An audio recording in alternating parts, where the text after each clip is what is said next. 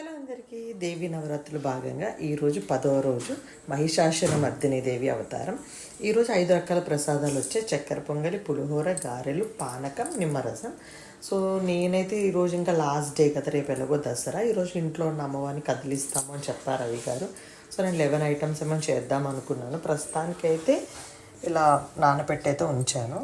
పులిహోరకి చింతపండు, శనగలు 2 రకాలు నానపెట్టాను, కొబ్బరన్నంకి కొబ్బరి, చక్కెర పొంగల్కి ఎండు కొబ్బరి, గారెలకి మినపప్పు.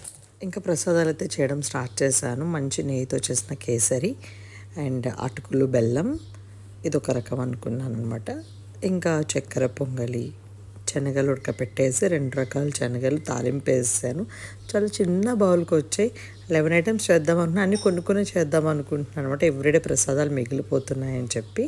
ఇంకా కొబ్బరన్నం, పులిహోర అండ్ పరవన్నం, ఇంకా గారెలు ఇవన్నీ వేసేసి పానకం కూడా కలిపి పెట్టేసాం అనమాట. పానకం, వడపప్పు ఇవన్నీ కలిపి అమ్మవారికి పూజ అయిపోయిన తర్వాత 11 ప్రసాదాలు పెట్టి అమ్మవారికి అయితే తాంబూలం ఇచ్చేసాం.